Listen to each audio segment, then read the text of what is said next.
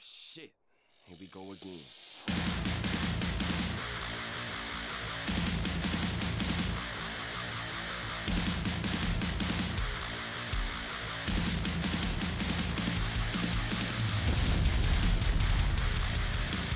Hello and welcome back to Roster Review. I'm T and I'm going to be taking a look at some community suggested rosters, then ranking them on my incredibly accurate tier list. If you want any of your rosters to be featured in next week's episode, leave them in the comments and I'll try to get through as many of them as possible. Up first, Mr. Hitler has had his way with Sweden again and has completely shuffled about the scene. He has left for me a top 5 squad, a top 15 squad and then a top 30 squad.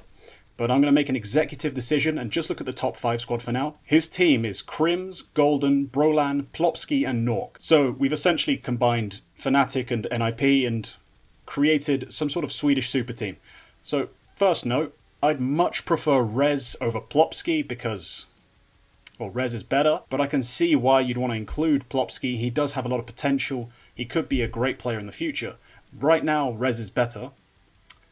But hey, it's the same result, because the team is really Fnatic with all the question marks answered. Because currently they have Jaquinho and JW on the squad.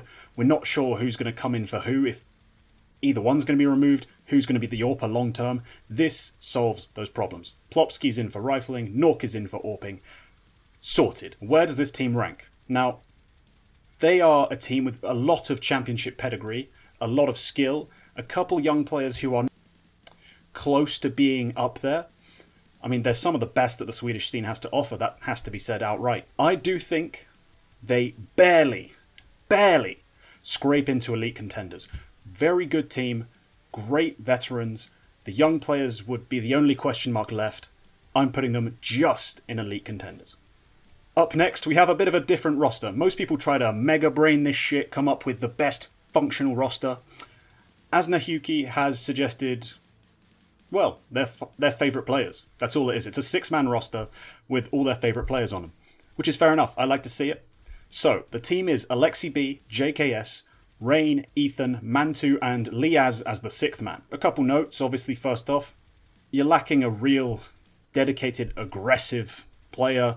Not necessarily just an entry fragger, because any old in-game leader can run out and die first. It's more of a config, you know what I mean? That player that can come in and find impact as an aggressive player. Think it's lacking that. But there's definitely a lot of skill on this team. I mean, look at Ethan, Mantu, JKS. I mean, JKS had a slow start to complexity, but we saw him prior to that. We've seen him since he's started picking things up. They are some class players. So it's already hard to rank them much lower than the top 20. They definitely have the skill to be well above NACS. The question now is, where?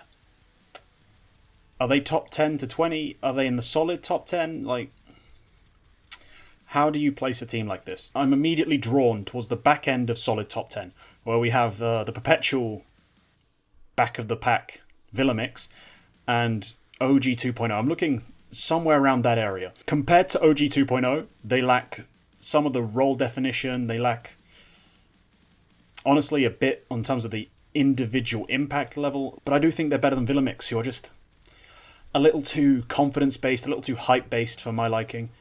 As much as I enjoy watching it, if I'm actually assessing a team, that's going to fall down eventually. So, on the tier list, they go just between those two teams. DTrain19 clearly thinks there aren't enough good Danish teams in the world, so he's put together a Danish super team that doesn't use any of the Astralis players. Thanks, DTrain. We really needed another elite Danish team. His roster is Karrigan, Acor, Esatag, Config, and Valda. First things first, can we not do better than Esatag?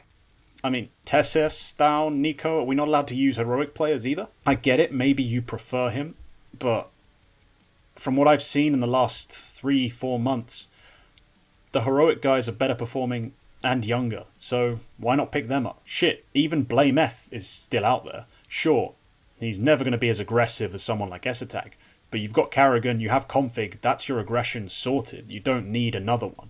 You need someone who can trade kills very effectively. What the team has is extraordinary strength and depth. I mean, everyone except Esatag is absolutely amazing. In-game leader who can also frag, Acor as an up-and-coming AWPer, Config. The man takes duels for fun. Mirage is his stomping ground. You cannot play against this team on Mirage. That's just not an option. And then Valde is a rock. He's a literal boulder who cannot be moved. These things make it incredibly difficult to rate this team anywhere outside elite contenders. They do lack a earth-shattering, game-changing superstar like a Simple, so they're not going above Na'Vi 2. But fuck me, is this team good. Okay, our final squad comes from our chief contributor, Zelinka. Now, he's decided to change Cloud9, and he's doing it in a very controversial way. His squad is Alex, Esatag, Zeppa/Floppy, so I assume one of them is going to the bench as a sixth man, Smooya and Stiko. So we're removing Mezzi to bring in Smooya, moving Zeppa to the bench is my pick, and keeping Esatag. See, the controversy here is Mezzi has been one of the most consistent parts of this team as a support player. If anyone needs to be booted at this exact moment, it would probably be Esatag. I know he's got the biggest contract, but still, we're living in a fantasy world here anyway. I'd be kicking Esatag. In that way, you don't have to bring in Stiko because you still have your supportive rock of a player.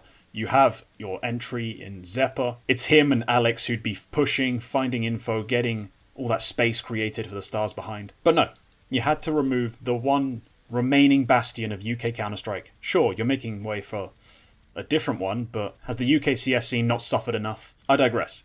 This team by itself, what is it worth? The first thing we have to think about is it a direct upgrade? Like, we're replacing Mezzi with Stiko, and we're bringing in an AWPer who is very good.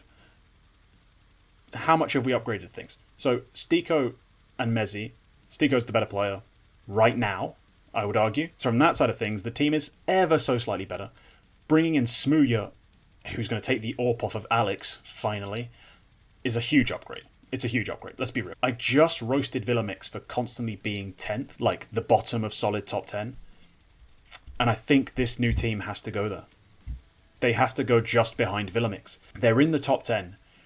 They're not realistically, out of all of these teams, been making the most pushes for big event wins. They've got skill. They've got some class. It's just the wrong players removed. Thank you for watching. Please check out my Twitch. I stream 3 times a week, maybe. Oh, and you can talk Counter-Strike in there. We play a lot of different games, but there's been a lot of CS recently. Talking about esports. It's a lot of fun. Please come hang out. If you want to see a specific squad next week, leave it in the comments. Leave a like if you enjoyed the video. Sub if you want to see more. And that's all for this one. Goodbye.